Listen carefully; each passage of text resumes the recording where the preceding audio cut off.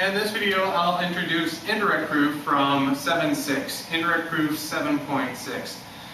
In 7.6, as indicated by the directions here in exercise number 1, we have a choice between doing either indirect proof, the new rule in this section, or conditional proof, the key concept from the previous section, 7.5, or in some cases, when we really get to the complex problems, we can do both indirect proof as well as conditional proof within the same exact problem.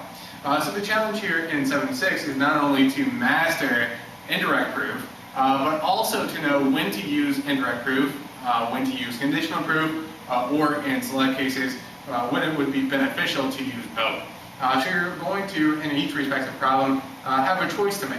But don't let this turn you off, don't let this intimidate you. Our basic rule here in determining do I use conditional proof, do I use indirect proof, is as follows. Then I'll get on with explaining what exactly indirect proof is about. The general rule in determining IP, indirect proof, or CP, conditional proof, is that if the conclusion you're asked to derive has a horseshoe in it, you're probably, and I say probably, not always, but you're probably going to use conditional proof, as we already know, centered around horseshoe statements. So again, if the conclusion you're asked to derive has a horseshoe statement in it, we'll take that to be a prime candidate for being the usage to utilize conditional proof. However, if there isn't any such horseshoe in the conclusion that we're asked to derive, then we'll most likely, not always, but most likely do indirect proof. So let's just jump in to exercise number 1 here, 7.6. Let's just jump in, just as we did in going over 7.5. Let's just jump in and start a problem here right off the bat. So we'll start, of course, with problem number 1. So let's take a look at the conclusion we're asked to derive. In problem number 1, the conclusion we're asked to derive is simply not S. So given our basic rule here in determining CP or IP, what do you think would be the case in this particular problem? Our general rule, again, if there's a horseshoe in the conclusion, use conditional proof. If there's not, use indirect proof. So since our conclusion is just simply not S, it seems to be the case here that we're going to use indirect proof, the new concept, as opposed to conditional proof. So how do we do indirect proof? Well, to start indirect proof, once again, just as we did in conditional proof, we're going to take on an additional assumption. And when you take on an additional assumption, you indent.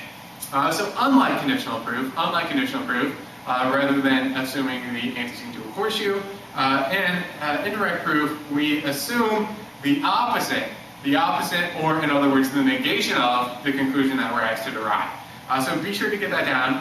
That's the assumption that you take on in indirect proof. You assume the opposite, or in other words, the negation of what you're after. So in this case, we're after not S. The opposite of that, or the negation of that, would be not S. So that will serve as our general rule for indirect proof. Once we determine, do I want CP or do I want IP? Again, the opposite or the negation of what we're after.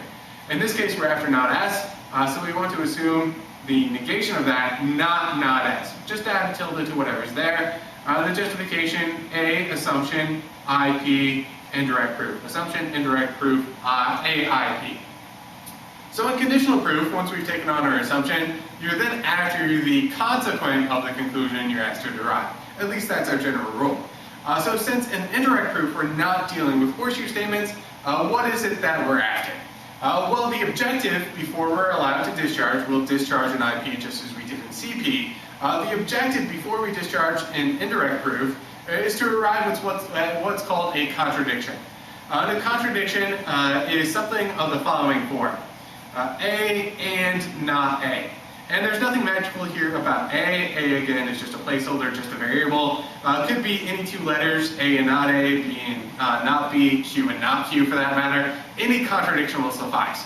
And our contradiction need not have anything to do whatsoever with the conclusion that we're after. So just because we're after not S doesn't mean that we need S and not S. Anything of this form, the form of a contradiction will suffice.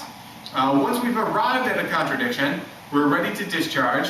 And when we discharge, we get the negation or the opposite of whatever it is that we assume. We assumed not S, so the negation of that would be not S, which we know via double negation is just simply not S, and that's precisely what we're after. All of this, I realize presently, probably sounds horribly confusing, but once you catch on, and you'll do so quite quickly, these problems won't present too much trouble at all. So we've got our assumption down. The negation of what we're after not S. The negation of that is not S. So with not S now at our disposal, in addition to line number 1, what can we now do? And here we just need to utilize our normal 18 rules. So with not S at hand, in addition to line number 1, we've set up here immediately 1 and 2 Motors tollings. Horseshoe statement, negation of the consequent. We get out the negation of the antecedent. Not parentheses S or T, and of course, as always, the parentheses here are important. It's the negation of the entire antecedent, not just simply the negation of S. So with line number 3, we've set up a De Morgan's 3DM, distribute and flip, and we get not S and not T. And now here, finally, we've got the makings of a contradiction. Something of the form, again, A and not A. In this particular case, we're going to be using S's instead of A's. But again, the variable here isn't important. It just needs to be the form of a contradiction. So to finish this up, line number 5, we can do double negation on 2. 2dn, that will get us the S, take away tildes and multiples of 2. We can also, the main operator in 4 is the dot, so we can simplify there, 4 sem, and that gets us the not S. And here are the basic components of our contradiction. So to finish up, and this will always be the case before you discharge, finish up with conjunction, in this case 5 and 6 conjunction, jamming the 2 together with a dot, S and not S. There's our contradiction, exactly what we were looking for. You're not done with indirect proof until you arrive at a contradiction. Many of you would probably think that we're now finished when we get down to line number 6, as line number 6 mirrors the conclusion we were asked to derive. In all of the earlier sections, that was in fact the case. You finish up when your line looks like the conclusion.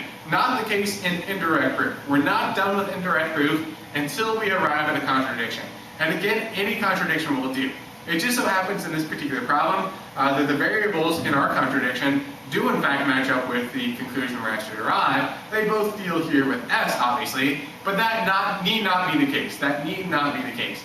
Any two variables fitting into the form of a contradiction will suffice.